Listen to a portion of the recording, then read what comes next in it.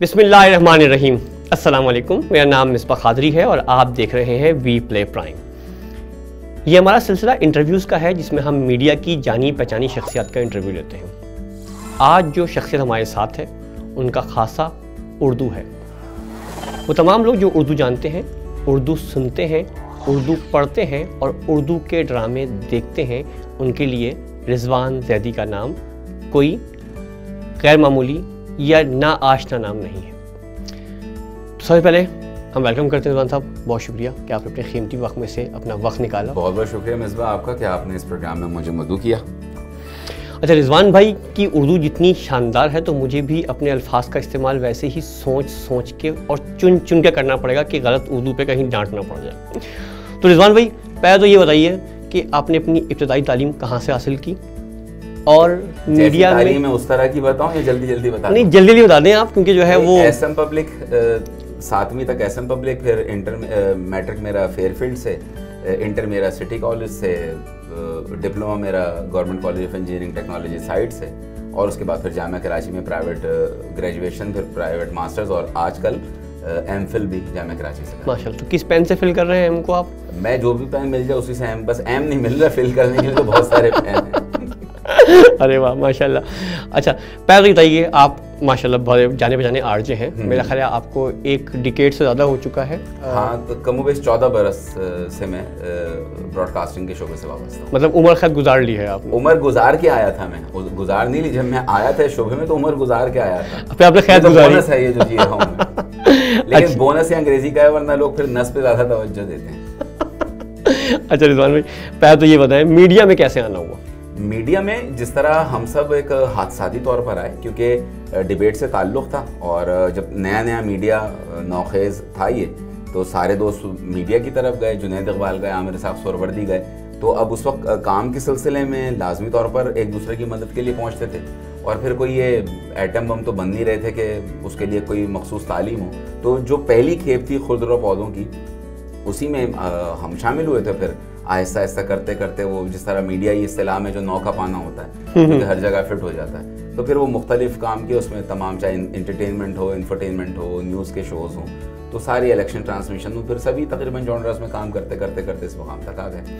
अच्छा, रेडियो आपका एक खासा है, आप एक अरसे से आरजे के तौर पे या रेडियो होस्ट प्रोग्राम कर रहे हैं। आप क्या समझते हैं कि जब आप रेडियो सुनते थे और अब उस 15 साल के बाद जब आप रेडियो कर रहे हैं और ऑडियंस डेवलप होती चली गई, और आपकी ऑडियंस में और पिछली ऑडियंस में क्या फ़र्क है? अच्छा, मेरा जो ऑडियंस से जो मुशाहिदा है वो रेडियो का अपनी ही हद तक है। मैं रेडियो नहीं सुनता था किसी का, कोई इस वजह से नहीं कि खुदा न खासा मैं बहुत अच्छा प्रोग्राम करता था, या इस वजह से नहीं सुनता था कि दूसरे बहुत बुरा प्रोग्राम करते थे, ऐसी कोई सूरत हाल नहीं थी। मेरा उसमें सिर्फ एक मेरा अपना मौक़िफ़ ये था कि अगर आप किसी से मरूब हो जाएंगे तो उसकी छाप जो है आप पर कहीं ना कहीं आ जाएगी, उसका असर आ जाएगा। तो उससे दूर रहने के लिए रेडियो मैंने कभी नहीं सुना।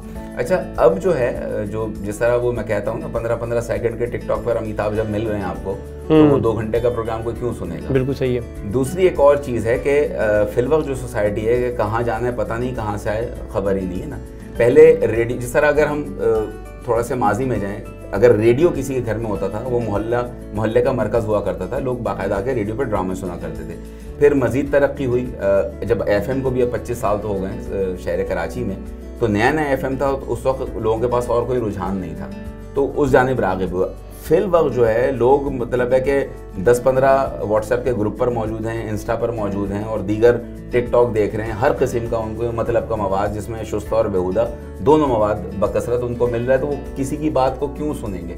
और बात करने के लिए देखिए एक तरीका होता है, कहीं भी आप बैठे होते हैं, हर वक्त हर चीज़ हर किसी के लिए नहीं होती है। मैं अगर आपसे दोस्ती में कहूँ कि ठूंस लो, लेकिन अगर मैं किसी को दावत पे बुलाऊंगा तो और मैं उसको बोलूँ खाना ठूंस लीजिए, तो अगर वो ज़रा भी गैरतमंद होगा तो आइंदा नहीं आएगा, लेकिन वो आइंदा आएगा क्योंकि वो गैरतमंद नहीं, वो आएगा ज़रूर। तो ये रुझान आपने देखने कि कौन सा लफ्ज़ किसके लिए हो रहा है। अभी जैसे कुछ होता है, कुछ बच्चों ने पिछले दिनों एक वैसी बात की कि होनहार उस्ताद, तो मैंने बोला बेटा होनहार शागिर्द होता है, उस्ताद नहीं होता, यानी कि तरतीब सही कर लो। जिस तरह मैं जब रेडियो करता था, मुझे कॉल आई कि गुलजार साहब की आवाज़ आपसे मिलती है। मैं कहा हज़रत, पहली बात है मैं उनका बहुत बड़ा मद्दाह हूँ, और मेरा और उनके जो क्राफ्ट है वो ज़मीन आसमान का फ़र्क है। लेकिन अगर आप इस गलत फहमी में मुब्तला हैं तो कम से कम तरतीब दुरुस्त कर लें, मेरी आवाज़ मिलती है। तो हर चीज़ जो है ना इस वक्त बहुत मसला हो गया। और फिर दूसरी बात जो है, मुझे लगता है मिसबा भाई हर आदमी के पास 10 लोग हैं जो कह रहे हैं बहुत अच्छे यू रॉक, तो वो जो रॉक का बच्चा है ना साला रुक ही नहीं रहा है, वो अपने आप को अफलातून समझ रहा है कि बस यही है मेरी पूरी दुनिया, यही है और यही ऑडियंस है मेरी, और ये सारी चीजें अभी, और मुझे ये फिल्टर होता हुआ दिख नहीं रहा है। मजीद वक्त बिगड़ता चला जाएगा, मुझे तो ऐसा ही लग रहा है, क्योंकि वो है ना वो जो अंग्रेज डू मोर वाली बात हो रही है ना, हाँ। कि अब अमेरिका का मुतालबा खत्म ही होके नहीं दे रहा। एग्जैक्टली। अब ये बसंती कब तक नाचे, जिसमें गब्बर और जय और वीरू मिले हुए थे, आप फिल्म देख लें। बिल्कुल। गाना शुरू है जब तक है जाने जहाँ मैं नाचूंगी, तो नाच के हलकान हो गई, बोतलें टूट गई, पांव जख्मी हो गए। जब वो हलकान हो गई, मैं नाचूंगी, ठुस गिरी है तो फायर आया है। अगर गैरत थी जय और वीरू की पहले कर दी, जब तक है जहाँ पे पहली गोली क्यों नहीं मारी। ये मिली भगत थी तीनों की, लेकिन वो पर्दा नहीं उठाते। अच्छा, तो आपने बताया कि वो दोनों आपस में मिले हुए थे और उनकी मिली भगत, तीनों मिले हुए थे और उनकी ये मिली भगत थी।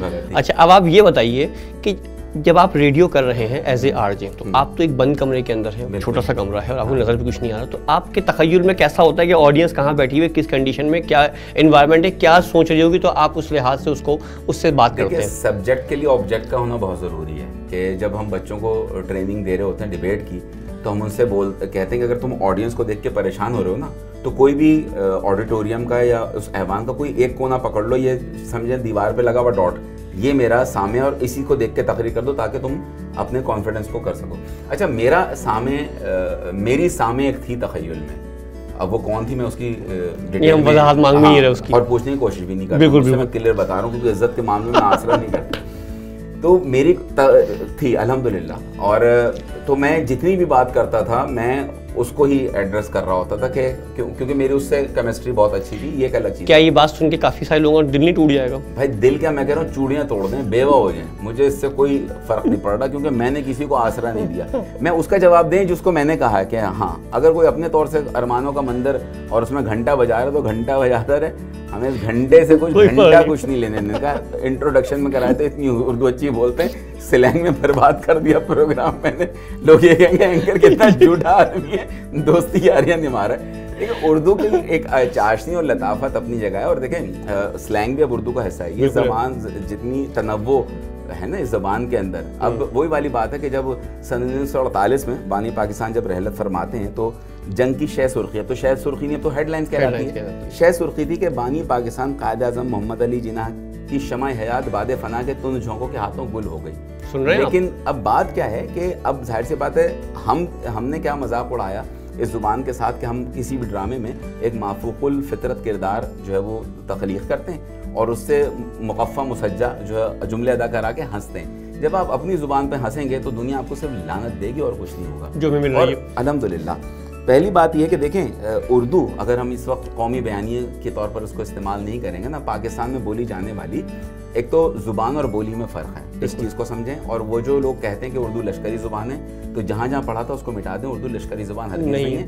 आप कहेंगे तो मैं आर्टिकल भी शेयर कर लूँगा, और रऊफ़ पारेख साहब, डॉक्टर रऊफ़ पारेख साहब, उनकी बाकायदा इस पर तहकीकी पर्चा है, जो आप पढ़ लेंगे तो आपको अंदाज़ हो जाएगा उर्दू लश्करी ज़ुबान हरगिज़ नहीं है। लेकिन क्योंकि हमने शुरू में इसको लश्करी ज़ुबान का, और जो लश्कर कशी के बाद राइज हुई इलाके का हाल होता है वो हमने ज़ुबान के साथ किया। अच्छा, अगर आज के दौर में वो जो क़ायद की रहल की खबर थी अगर छपती अखबार में, देखिए बानी पाकिस्तान को इस वक्त आप हटा दें, मिसाल के तौर पे कोई मुकफ़ा मुसज्जा, मेरे चचा की खबर थी जो अपने वक्त के एक बड़े मोतबर आदमी थे और उनका नाम अब्दुल वदूद था, तो उनकी खबर आई कि अब्दुल वदूद साहब जो है वो दागे मफारकत दे गए ना, ये इंतकाल है। अब आज के दौर में होते तो अब्दुल वदूद कट लिए या अब्दुल वदूद निकल लिए हैं, अब्दुल वदूद टपक गए। तो आजकल की जो स्लैंग चल रही है वो तो सारी अखबार में ये चीज़, हाँ, क्योंकि जिस तरह देखिए मसला क्या है वो बात ऑडियंस समझती ही ज़बान को है ना, और नहीं मसला क्या है, आप जाएंगे कहाँ,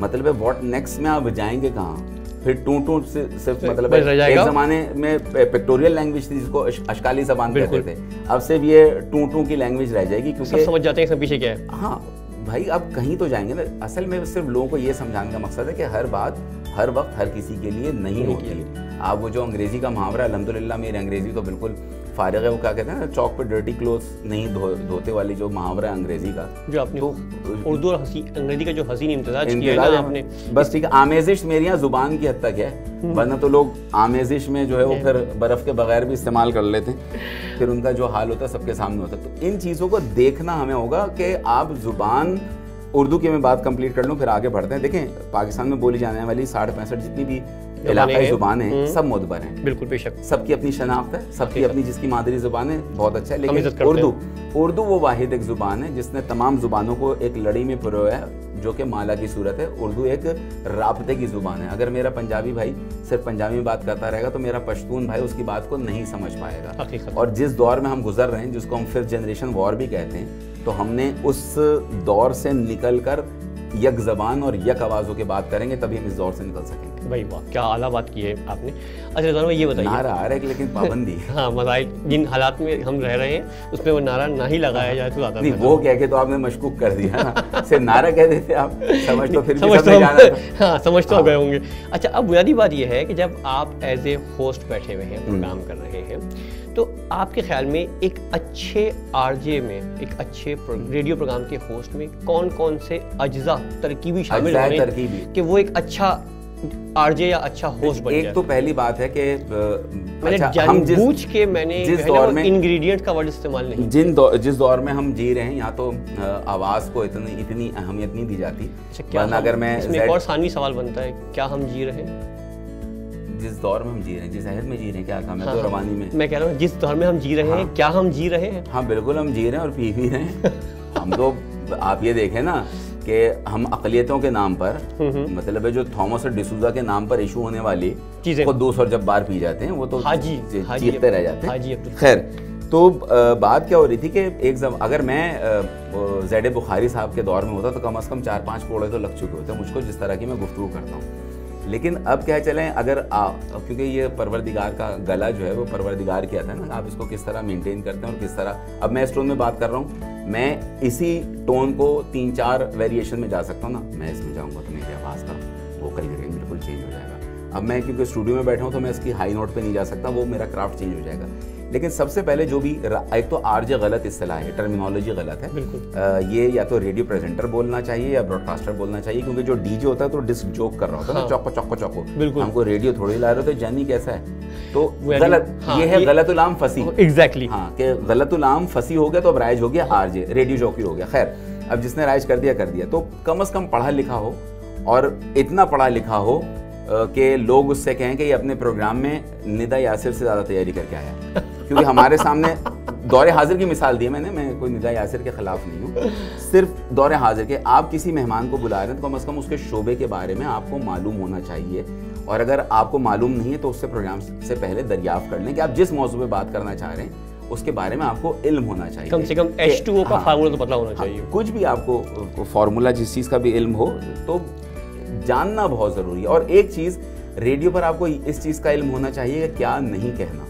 क्या कहने का तो सभी को इल्म है, क्या नहीं कहना हम आम हालात में हम लोग जितने स्लैंग हैं या जितनी गाली गुफ्तार का मुजाहरा करते हैं, लेकिन रेडियो पर लफ्ज़ यार भी जो है वो काबिल एतराज़ है, बिल्कुल काबिल नहीं बोल सकते, नेवर एवर। और ये सेल्फ सेंसरशिप है जो कि चल रही होती है और हम बातचीत कर रहे होते हैं। अब हम रेडियो के छोटे से पैनल से निकल के टीवी के स्क्रीन पे आ जाते हैं, जहाँ हमें चीज़ दिखाई दे रही है। रिजवान भाई बहुत अच्छे ड्रामा राइटर भी हैं, मशहूर टीवी चैनल्स के ऊपर इनकी टेलीफिल्म्स चली हैं और बड़ी रिकॉर्ड साथ चली है। तो रिजवान भाई, लिखने का ख्याल, ड्रामा लिखने का ख्याल कब आया? ड्रामा लिखने का ख्याल तो मेरा ख्याल है जब ही आ गया था, जब अपनी क्लास में हमने अपने दोस्त का मोहब्बतनामा लिखा था, और कुर्बान जाऊँ उसकी सादगी के आखिरी वक्त तक वही समझ रहा था कि उसके दिल की तर्जुमानी कर रहे सादगी का ज़माना था ना, उर्दू उस वक्त ज़माने में भी अच्छी थी, लोगों के पास अपना कहने का कुछ था नहीं, तो आए थे रिजवान पे ख़त लिख दें, हम ख़त लिख देते थे। तो अच्छा, उस ज़माने में ख़त लिखते थे लेकिन ख़द व ख़ाल फिर भी महफूज रहते थे। लेकिन आज की मोहब्बत में तो खैर खुदा गारत करे इस व्हाट्सएप को कि मोहब्बत की जो अहमियत थी उसको भी बर्बाद किया। तो बस देखें, मैं ये नहीं कह रहा कि वो जो एक होता ना, मैं बचपन से ही मैं किताबें पढ़ता था, यूँ था मैं तो मुझे आर्टिस्ट ही बनना था, नहीं, पम्पकिन, ऐसा कुछ भी नहीं था।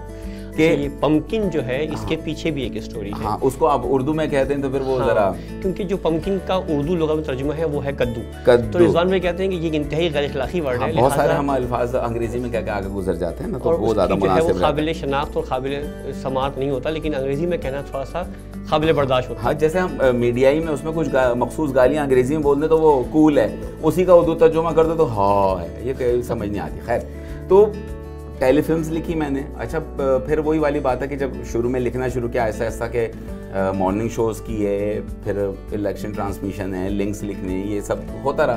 तो फिर हुआ क्या, टेलीफिल्म लिखो। अच्छा, मैं बुनियादी तौर पे ह्यूमर ही मेरा रहा कि हमेशा मैंने कोई 7-8 टेलीफिल्म्स मेरी एयरवे डिजिटल से जो ऑन एयर हुई, तो पहली मेरी राना साहब के लाइफ के फंडे और हू बहू थी। हू बहू में हू जो है वो अंग्रेजी का था और बहू जो है उर्दू का, हू बहू। तो वो बुशरा आपा थी उसमें, वो बहुत अच्छी रही। तो बस वो कह लें कि फिर आहिस्ता आहिस्ता जब आपको एक चीज़ की मश्क हो जाती है, फिर उसी का लोग आदी बना देते हैं और फिर हम जो है उसी में काम करते चले गए। अच्छा, हमारे पास सब लोग जो है वो नेटफ्लिक्स देखते हैं। पाकिस्तानी ड्रामे की एक शनाख्ती एक वैल्यू थी, एक इंपॉर्टेंस थी। हम बचपन से पाकिस्तानी ड्रामे देखते हुए बड़े हुए और उम्मीद रखते हैं कि जो क्वालिटी उस वक्त के ड्रामे की जिसमें पूरी फैमिली साथ बैठ कर ड्रामा देख सकती थी, अब शायद वो नहीं रहा, या ड्रामे का मोड चेंज हो गया, अल्फाज चेंज हो गए, स्टोरी चेंज हो गई, या ऑडियंस चेंज हो गई। बहुत सारी चीज़ें ये हैं कि ड्रामा, क्योंकि देखें हमारा नहीं ना, हमने मुस्तार लिया ना, ये तो यूनान से एक आया है। कहने का मेरा मकसद है, अगर आपको किसी ने कोई एक बालिश अगर कपड़ा पहना है, उसका डिज़ाइन अगर आपको पसंद है, तो आप अपने 2.5 गज में उसको डिज़ाइन को अडॉप्ट करेंगे ना। बिल्कुल। आप उसको में एक बालिश में करने जाएंगे, कौवा चलेगा हंस की चाल, अपनी चाल भी भूल जाएगा। फिल वक्त जो है कि आप, मुझे नहीं लगता कि ड्रामों के वो मौज़ूआत रहे हैं। ये कहना बहुत आसान है, जो मुआशरे में हो रहा है हम वो दिखा रहे हैं। तो भैया, जो मुआशरे में हो रहा है आप वो नहीं दिखा सकते, क्योंकि फिर आपके हर महाज पर जलना शुरू हो जाएंगे। बिल्कुल ऐसे ही। और हर चीज़ जिस तरह मैंने कहा बताने लायक नहीं होती। और बहुत सारे जैसे अगर इश्तिहार आते हैं, क्योंकि मल्टीनेशनल्स का ज़माना है, वो उनका एक इन्फ्लुएंस इतना है कि आप पाबंदी के बावजूद, एक जो हम जिस माशरे में रह रहे हैं, ये जो इसमें चुगताई साहिबा का जो लिहाफ था वो किन लोगों के ऊपर था?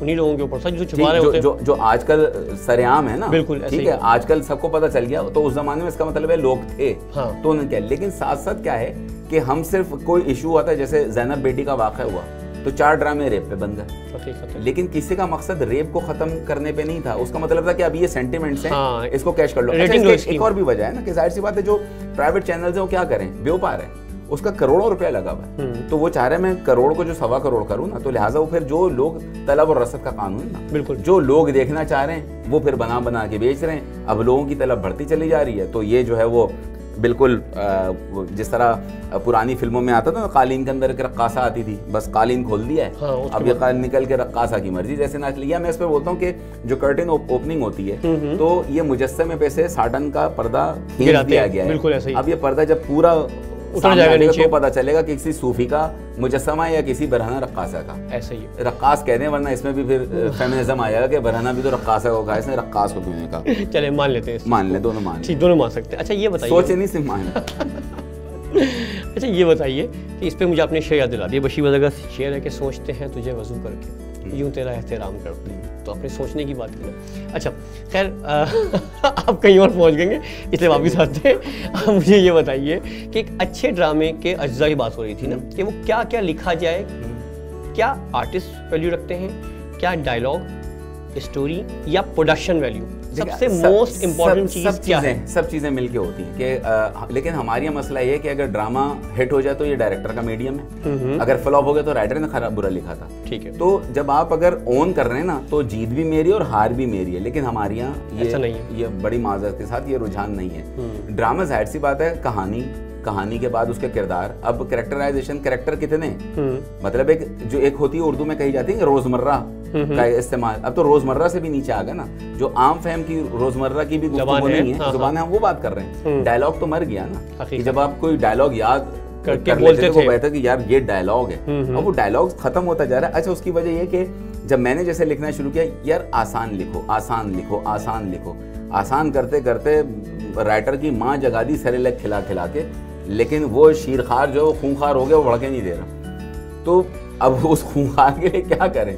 उस दरिंदे का खून पूरा करने के लिए मजबूरी है, ड्रैकुला का बच्चा जो है वो दांत काढ़े बैठा हुआ है, कहाँ ले गए यार आप भी ड्रामे के आपको चक्कर में। नीचे आना पड़ा काफी, मतलब अपनी जबान से जो आप मतलब जिसको आप बोलते हुए शर्माते हैं आपको वो लिखना पड़ा। हाँ बिल्कुल। अच्छा फिर हम इर्द गिर्द देखें ना, अब जैसे वही वाली बात है कि जुबान का जो हाल है कि इसमें चीज़ें हो सकती हैं कि जिस तरह इश्तिहारात अगर अच्छी जुबान में बने या बिलबोर्ड्स अगर अच्छी हो तो उसके रेट उसी तरह हो ना, जिस तरह अखबारात में हो जाए कि जिसकी उर्दू अच्छी होगी, जिसके इमले की गलत कम होंगी तो उसको इश्तिहार हम देंगे 10 रुपए का। बिल्कुल सही है। जिसकी गलतियां होंगी उसको इश्तिहार मिलेगा 8 रुपए का। तो लाजमन मालिक एक ऐसे बंदे को रख लेगा कि जो मेरे अपना 1 रुपया ले जाए और मुझे 1 रुपये का फायदा दे दे। हकीकत है। तो अभी हम उस रुझान पे नहीं आ रहे ना, हम देखते हैं कि टेलीविजन पर बैठ के बोल रहे हैं कि आप तो, वो कहते हैं ना कसरे नफसी से काम ले रहे हैं। एक बड़े मशहूर एंकर वो कह रहे हैं आप तो बहुत कसमा पुरसी से काम ले रहे हैं। फिर एक साहब आए कह रहे हैं आज बाजार में थूक के भाव ये रहे। तो भाई थोक के भाव होते हैं, थूक के भाव नहीं होते। फिर वो कुत्ता बच्चा तो सबके सामने मौजूद ही है कि उससे पुराना वाक़या एक और जो हमारे साथ गुजरा था जियो में, एक नाम नहीं लूंगा मैं, एक एंकर थी, उन्होंने जो है वो पेट्रोलियम के निर्ख को जो है पीटर विलियम की कीमतों में इजाफा हो गया और हम सारे के सारे खड़े हो गए थे। हमने बोला ये क्या पढ़ दिया। तो इसी तरह मैं एक चैनल में जब था तो उसमें था कि नौजवान इज्जत गंवा बैठा। अब वो ओसी था, वो सेकंड में निकल गया, वो रिपीट तो था नहीं कि आप टॉक बैक पे बोले क्या कर दिया। जब वो खातून आई ऊपर तो मैंने कहा मोहतरमा वो इज्जत गंवा बैठा नहीं, इज्जत गिनवानी, इज्जत गंवा। कहने जान मुझे पता है आपने गिनवा लिखा था, अब मैं उससे पूछूं कौन सी साइंस है जो नून गुन्ना लिखेगी। तो अब जो इसमें कहते हैं वो इंजीर फरोश का एक फारसी का मुहावरा है, उसका ये कि मिसाल के तौर पर मैंने आपको सेब दिखाया और आपने पूछा अमरूद कितने का है, तो इससे दो चीजें सामने आई, ना तो आपको सेब का पता है ना आपको अमरूद का पता है। तो अब ये सारी चीजें, लेकिन आप ज्यादा किसी को समझाएं तो लोग समझते हैं ये प्रीचर हैं, ये पता नहीं बकवास करने आ गए, एक मखसूस लॉबी है जो उसी के गिर्द घूम रहे हैं और ये सारा सिलसिला चल रहा है। अच्छा, जैसे जैसे इंटरनेशनल मीडिया का इन्फ्लुएंस बढ़ता जा रहा है पाकिस्तान के ड्रामों के ऊपर, आप क्या समझते हैं कि हम 5 साल 10 साल बाद हम उन्हीं का रेप्लिका जनरेट कर रहे होंगे या हम कोई आधा तीतर आधा बेटर बना रहे होंगे? अभी तक तो मुझे ऐसा लग रहा है कि हम उन्हीं से मुतासिर, क्योंकि हमने डिजिटल कंटेंट को समझ लिया कि बिलो द बेल्ट होगा तो हिट होगा। हम जब तक कोई उसमें 8-10 गालियां ना हो, उसमें 3-4 कोई जू मानवी बातें ना हो, सिगरेट ना हो, अल्कोहल ना हो। सिगरेट अल्कोहल तो बहुत मामूली चीज है ना, सिगरेट अल्कोहल तो बहुत मामूली चीज है। हम उसके एक्ट के ऊपर आ गए ना कि पहले भी पाकिस्तानी फिल्मों में यूं आते थे, 2 फुल मिल जाते थे, समझ जाते थे सब अपने अपने तौर से। अब तक वो जो माली कह रहे नहीं मैं इस धोखे में नहीं आऊंगा। सही बताओ हो क्या रहा है। हाँ, तो ये चीज है कि हर चीज मुझे लग रहा है कि हम बहुत ज्यादा, देखें एक सिंपल सी बात है, म्यूजिक 89 आया था, उसमें से यूं हाथ हिले थे, पूरे पाकिस्तान में एहतजाज शुरू हो गया था, पीटीवी को डमी शूट करना पड़ गया था जिसमें सबने हाथ बांध के गर्दन हिलाते हुए सुना था और फिर वो एडिट के ऊपर कवर किया था। फिर माधुरी का गाना आया था धक धक करने लगा, उस वक्त वाकई देख कर दिल धक धक करता था। मरकजी टीवी होता था, चांस ही नहीं मिलता था। ठीक है, ये वो जमाना था जब पान लेने जाते थे और किसी हीरोइन की तस्वीर मिल जाए तो 2 पान लेकर आ जाते थे कि यार एक तस्वीर एक देंगे तो दूसरी तो पास होगी। अब जो है आप आज के गाने देख लें तो माधुरी ने तो कुछ भी धक धक नहीं किया था, उसके बाद पूरी उम्मत ने किया। ऐसा ना आहिस्ता आहिस्ता आहिस्ता आहिस्ता आहिस्ता आहिस्ता फिर आप उसके इतने आदी बन गए कि अब आप नॉर्मल यूज टू वाली बात। हाँ, आपके लिए कॉमन बातें हैं, मतलब कॉमन बात जो चल रहा है स्क्रीन के ऊपर आप यूज टू, आपकी फैमिली में देख सकते हैं। लेकिन अच्छा एक और चीज मैं आपको बताऊं, बहुत सारी चीजें होती हैं कि जब हम मीडिया में थे और हमारी ब्रेन स्टॉर्मिंग होती थी तो 1-2 दफा बात हुई, मैंने जानबूझ के कुछ बोल्ड टॉपिक दे दिया। अब वो कर हाँ, मैंने कहा 4 लोग बैठे हैं हम कमरे के अंदर तो यहाँ हाँ हो रहा है, अकेले 4 करोड़ देखेंगे उस वक्त हाँ नहीं होगा।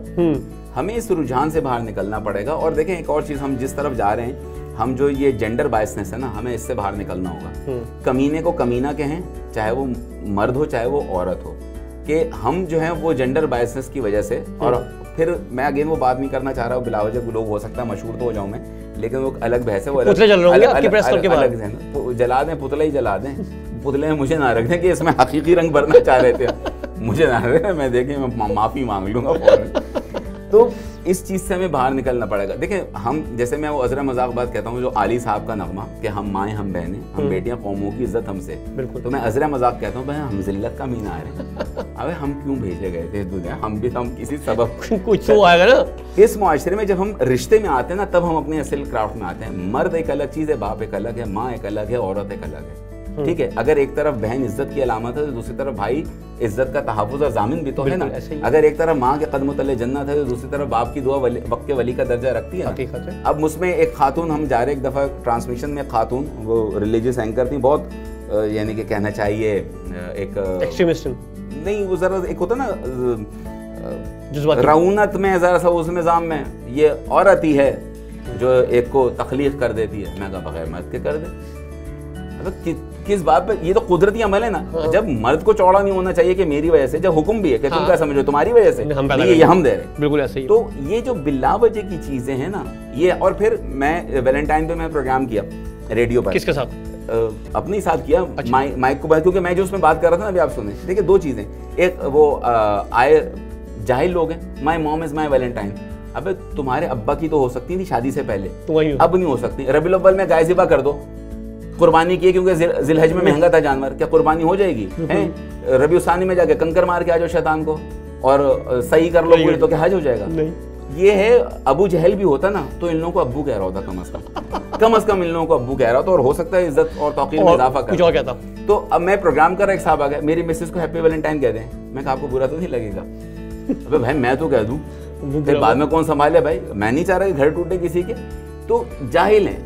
और फिर वजह क्या बता रहे हैं? एक दिन तो मिलता है वो फूल, किसी को ना हिस्ट्री का पता ना वाकयात का पता, बस भड़े चले जा रहे हैं। मैं उस पर कहता था आप अगर वैलेंटाइन मना रहे हैं मनाएं, जरूर मनाएं। आप पूरा ट्रक लेके निकले गुलाब के फूल का, और आप पूरे कराची की लड़कियों को फूल बांटते चले हैं। और जब घर की थैली ज़ुबूर करें और बहन के हाथ में गुलाब का फूल देंगे तो उससे पूछिएगा मत, यहाँ तो फौरन मेरे लिए आ जाएगी कुल्हाड़ी जो बने लगाई हुई थी। हमारी बहन ऐसी नहीं है भाई। 3 करोड़ के शहर में अगर तुम्हारी बहन के लिए कोई बर नहीं है तो भैया उसका नसीब अच्छा करवाओ कोई। जी जरूर भाई।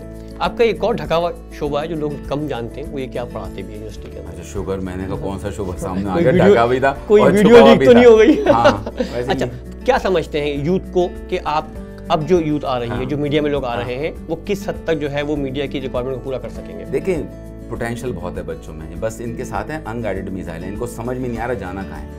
इतना पोटेंशियल है इन बच्चों के अंदर। मैं बताऊं कि मैं तो 30 बरस मेरा जो एक्सपीरियंस है वो डिबेट का भी है कि कराची के बल्कि पूरे पाकिस्तान के नौजवान, और पाकिस्तान वो कीमती तरीन धरती है कि जहाँ 60% आबादी नौजवानों पर मुश्तमिल है, बहुत पोटेंशियल है। और हुकूमत वक्त से भी दस्तबस्ता गुजारिश कि इन बच्चों के लिए मौक़े और ज़राए पैदा करें, क्योंकि 1000 बच्चा हर बरस अगर यूनिवर्सिटी से पास आउट होगा और उनको जगह नहीं मिलेगी यानी कि अपने काम को डिलीवर करने के लिए, तो वो कहाँ जाएंगे? फिर वो मुख्तलिफ छोटी छोटी एप्लीकेशंस के ज़रिए फिर वो उसी रुझान को परवान चढ़ाएंगे जो एक गालिब नज़र आ रहा होगा माशरे में। तो हमें उसको कवर करने के लिए इन बच्चों के लिए मौक़े फराहम करने पड़ेंगे। वैसे तो सब जो आ रहे हो मौके की तलाश में, मैं उस मौके की बात नहीं कर रहा, मौके की बात करूँ।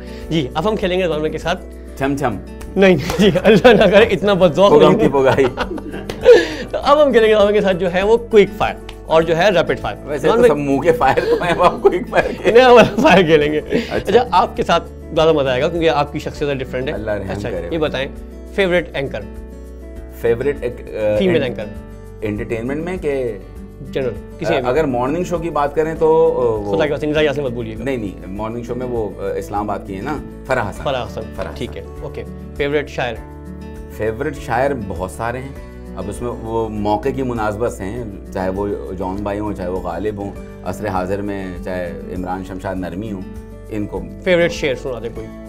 फेवरेट शेर अच्छा, मैं मुसफ़ भी मेरे फेवरेट में, मेरा बचपन का दोस्त है और उसकी एक गज़ल का 2-3 शेर। एक तो मुझे सच तो ये है कि जुदाई भी जुदा कर न सकी, कौन कहता है तुझे खो के ना पाया मैं। वाह, क्या। और उसके एक और उसकी है कि रंजो गम सब हल्काए मजनू हुए, हाय मेरे गम मेरे क्यों हुए। और बड़ा जोरावर शेर के ताकत अबरू दिखाने को यहाँ यक इशारा 100,000 खूं है। हालांकि इस दौर का शायर है लेकिन उसका उसको चैलेंज है वो पुराना, ताकत अबरू के भवें के इशारे से जो सारे काम हो जाते हैं। बहरहाल और भी बहुत अशार हैं वो इस तरह एकदम से तो नहीं आते। Okay, favourite dish?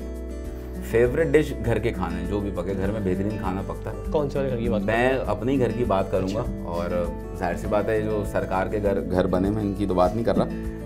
साबित माश मुझे पसंद है, हमारे यहाँ पड़ते हैं, जो उड़द भी कहलाती है। बिल्कुल बिल्कुल। गोश्त के साथ बनते हैं, उसके साथ चटनी होती है, लहसुन और मिर्च की चटनी और असली घी के साथ। आप क्यों मुंह में पानी लेके आ रहे हैं? अच्छा, ये बताइए फेवरेट कलर? में नहीं है फेवरेट कलर, दीदों में भी नहीं है भाई।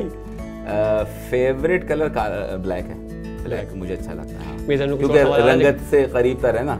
सफ़ेद इसलिए नहीं पहनते कि हमाल के छींटे ना आ जाए, फिर काला होना, तो फिर काला ही पहन लो भाई। अच्छा, फेवरेट टीवी या आर्टिस्ट? फेवरेट मर्दों में जो है, अगर इस उसमें थे फैसल कुरैशी। ओके, और खवातीन में? खवातीन में 2 खवातीन जो हैं, एक सानिया सईद और नई में एक शक्ल याद आ रही है, नाम याद नहीं आ रहा, भारत। ओके, अच्छा ये बताएं सबसे फेवरेट किताब कौन सी लगी आपको तक के? बेहिसाब किताबें पढ़ी है माशाल्लाह आपने। बहुत सारी, मुख्तलिफ वक्तों पे मुख्तलिफ। मुमताज़ मुफ्ती ने भी मुतासर किया, अशफाक साहब ने भी मुतासर किया।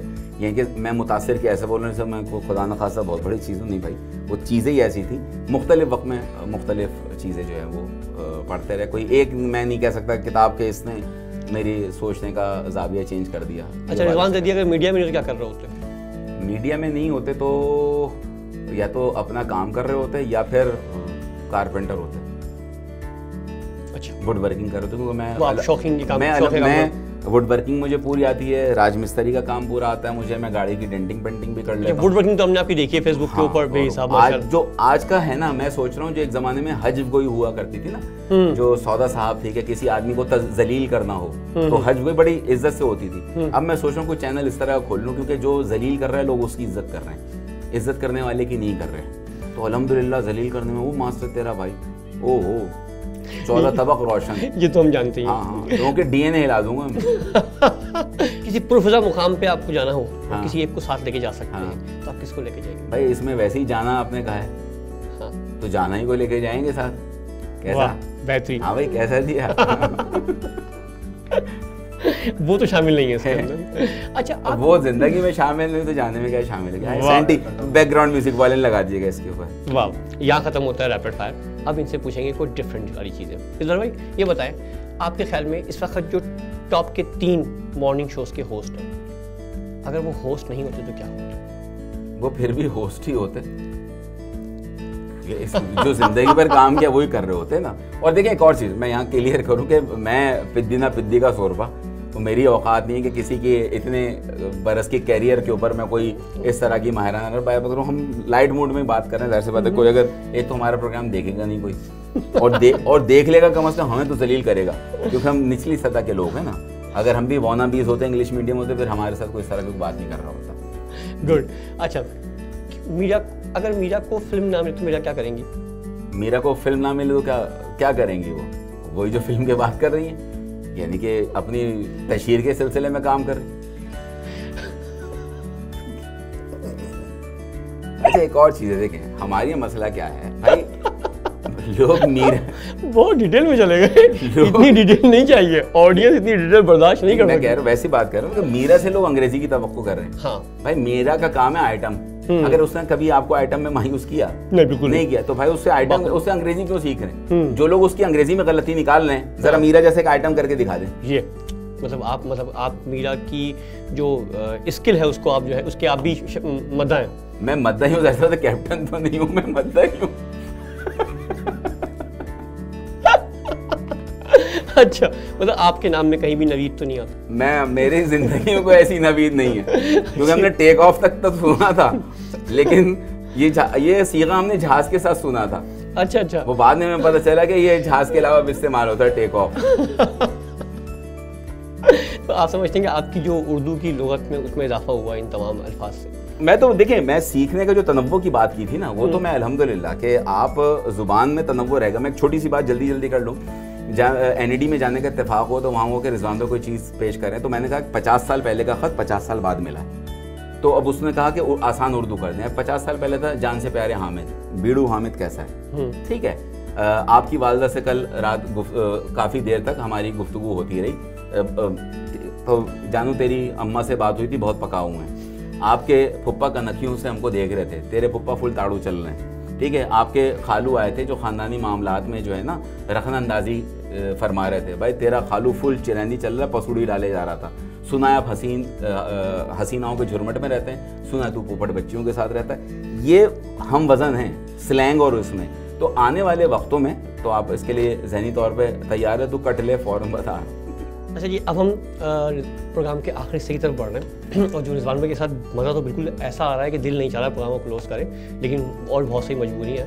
रिजवान भाई, आपका नौजवानों के साथ बहुत ज़्यादा गहरा वास्ता है, जैसे कि अभी भी आप एक नौजवान के साथ बैठे बिल्कुल ऐसी लेकिन ये हिंसे वाला है। हाँ एग्जैक्टली, ये वो वाला नहीं है। तो चलो उन दूसरे वाले नॉन हिंसे वाले वाले नौजवानों को अगर कोई मैसेज देना चाहेंगे आप तो क्या कहेंगे? अच्छा, उस ज़बान में जिसमें आप रेडियो पे होते हैं। हाँ। और उस ज़बान में, इस ज़बान में आप रात को गली के लड़कों के साथ क्रिकेट खेलते हैं। देखिए, गली के लड़कों के साथ जो खेलते हैं वो तो नाकाबिल तबात है, नाकाबिल इशाअत है और नाकाबिल समाअत है।